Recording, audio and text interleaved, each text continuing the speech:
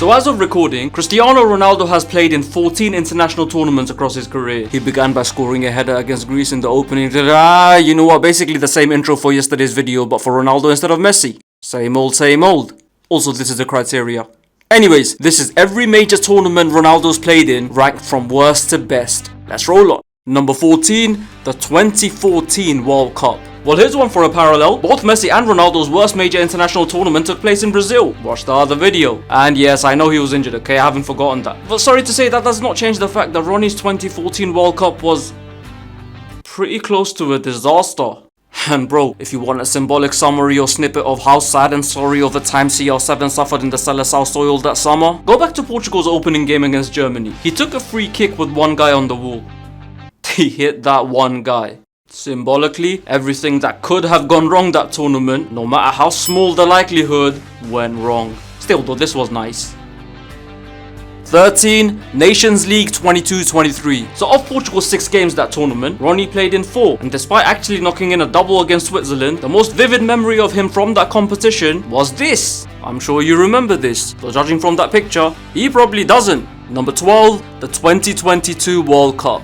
Well, here's something that everyone remembers, though not many seem to recall correctly. I wonder why that is. And look, since I've already made an entire video on this topic, I'll cap this off at just a grading and a 2-word summary. Grading, 4 out of 10. Summary, below par. For more info, watch this video. 11, Euro 2024. So of all the 14 tournaments I'm going to cover in this video, this is the only one where Ronaldo failed to find the net. So how does he still almost make the top 10? Because as I've said many times before, he did his fucking job. And look, I promise I'm not going to do this for every entry, but watch this video for deeper analysis. 10, Euro 2008. Okay, so in Euro 2008, Ronaldo was Portugal's most threatening player against Turkey and got a goal and an assist against Czech Republic. I mean, to do that in 2 out of 3 games, mind you, he didn't play in the meaningless third group game this time. Guess this was before his head exploded from getting too big. But yeah, that is pretty impressive. So why is this still kinda low? Well, to be honest, it was more disappointing than anything else. I mean, don't forget, this was on the back of that legendary 07-08 season with Manchester United. And I won't lie, I expected more than just 2 good displays followed by a quarter-final exit. And mind you, this was still a decent Portuguese side. They hadn't quite reached the barren years yet, so we can't really use that as an excuse in 2008. But we damn sure can use it for... Number 9, the 2010 World Cup. So you see, it's kinda hard to rate Ronnie's international tournaments without your judgment being heavily skewed one way or another. For example, in the context of 2010, you'll always get bonus points for being Portugal's biggest and most active threat every game. But then again, there was no one else. But he'll also lose points for Portugal not getting very far, because once again, there was no one else. But still though, as far as 2010 goes, putting up a man of the match display against Brazil while carrying this below average at best if we're being nice Portugal side out of the group stages, this was certainly more good than bad. 8, FIFA Confederations Cup 2017. Okay, so this is slightly forgotten for obvious reasons, but bro, if we look at Ronaldo's average performance level per match for the 2017 Confederations Cup, it was pretty fucking good. He set up the opening goal and was the man of the match against Mexico, scored the winner against Russia, and opened the scoring again, but this time from the spot against New Zealand. But then, Ronaldo's selfishness contributes to his downfall. Because against the very Chilean side whom Messi defiantly stepped up 2 years in a row in the previous 2 years, this fucking Mel put himself 5th because he wanted to take all the glory. And surprise, surprise, he didn't even get the chance to do that. The guy is literally his own worst enemy sometimes. Number 7, Nations League 18-19. Okay, so given what my criteria is, this tournament is actually a little hard to rank. I mean, it may not seem like it, but check this out. Okay, so in terms of collective performance, well, Portugal won the whole tournament, so plus point for Ronnie. In terms of stats, well, 3 goals in any international tournament is impressive, so plus point again. In terms of key moments, a hat-trick in the semis with all 3 goals basically being worldies, big fat plus, no arguments there. So where's the difficulty? Consistency. He only played 2 games. Bro, no doubt. Had he been present throughout this tournament, then this would almost definitely have cracked top 4. But considering he was only briefly present, but very present when present, I think 7th is a good spot. Number 6, World Cup 2018. Okay, so because of his hat-trick against Spain, people usually write World Cup 2018 off as a 1-game tournament for CR, and that isn't actually fair. I mean, don't get me wrong, the hat-trick was amazing stuff, particularly the insane free kick near the end, but he also scored the winner in the next game, played pretty well against Iran despite his penalty miss, and actually wasn't terrible against Uruguay either. So that's what I mean. Great tournament, right? Well, no, cause as usual, this deadass team did not get very far. Number 5, World Cup 2006. No deadass team, no penalty miss, no excuses. But, well, he was 21, but shut up. Cause that damn sure doesn't change the fact that Ronnie's first World Cup was undoubtedly his best. So far, one can only dream. But yeah, this was great. He ran riot against Angola, sealed the deal versus Iran, ate up both Willy Sagnol and Eric Abidal against France, and even in the third place playoff game against Germany, he was still Portugal's best player. We never got to see prime Ronaldo amongst the world-class lineup for Portugal, but this was the closest we got to, and it was something, I tell you. Number 4, Euro 2004. Being your country's top scorer and top assist provider at a major tournament at 19 years old. Not to mention taking them to their first ever final in history. This is what you call an instant impact. And yet, it's this image that's the lasting memory from that tournament. That's the downside of wearing your heart on your sleeve, fam. People only remember shit like this. Well, the sheep do. The real ones, they remember the important stuff, alright? How can they not?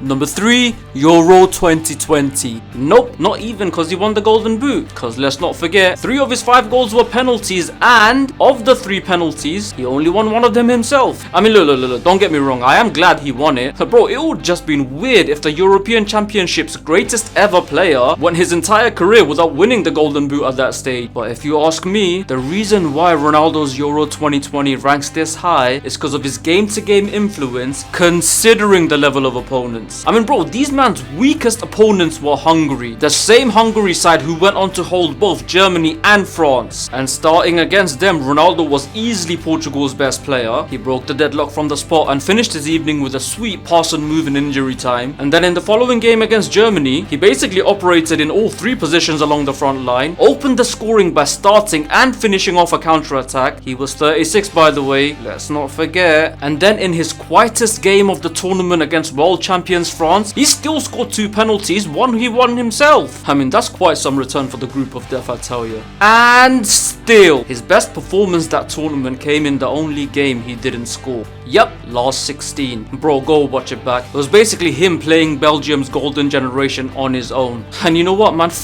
what the rating apps say. And, well, double sideways ragdoll what you little trolls say. Ronaldo was easily the man of the match that game. He took shots, ran in behind, beat defenders on the ground, beat defenders in the air, created space, created chances, only for Mr. Gonzalo Higuain here to fumble it up. And clock this, by the way. Usually when Ronaldo's eliminated from a tournament, he's either in tears because he's, well, very sad, or sarcastically smiling because it feels like he'd been wrongly done. But that day, he just looked f***ing done. And brother, I tell you, that picture alone paints 1,000 words. Number 2, Euro 2016. How the fuck has this tournament been reduced to Ronaldo only playing well in 2 games?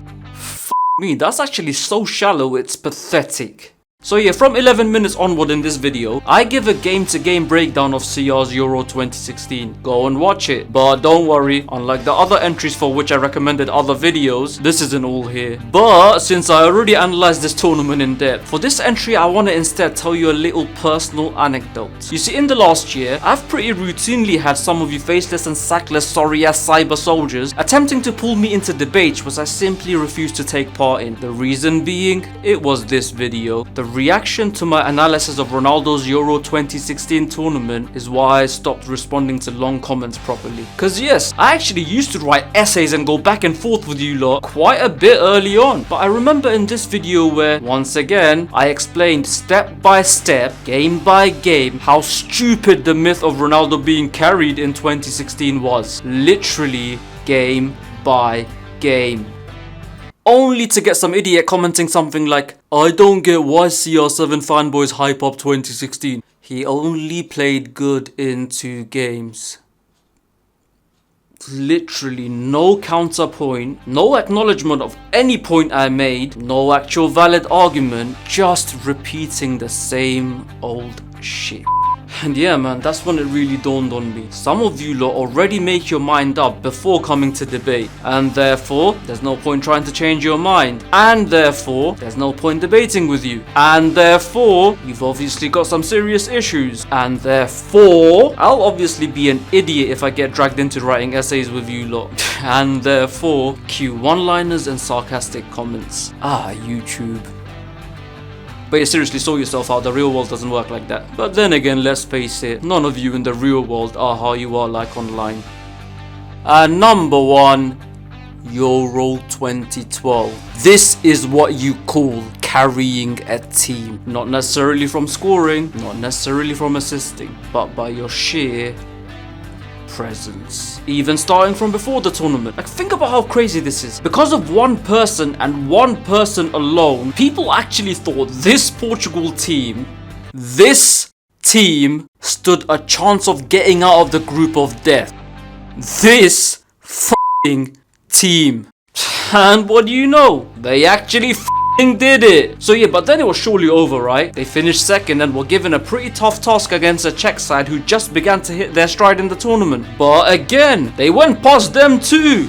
But then, they managed to hold one of the greatest international sides in history to a 2-hour stalemate. And yeah, I can tell some of you lot are thinking, what's that got to do with Ronaldo? He's not even a defender. Do you even football, bro? Cut your hair, fam. You ain't sick. Shut up. Because this is the thing, my friends. This Portugal side knew that all they had to do is put every ounce of their energy into trying to keep a clean sheet and leave it to one man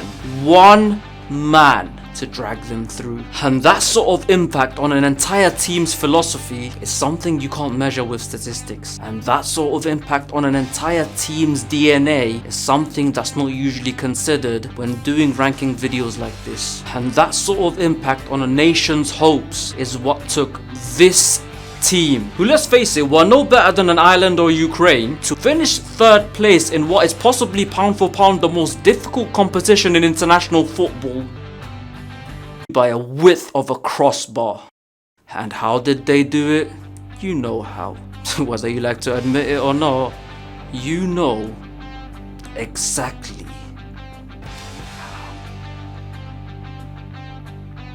And that is that. Agree or disagree, beats indifference. Once again, don't forget to like, comment and share. And of course, subscribe. Till next time, you keep rolling.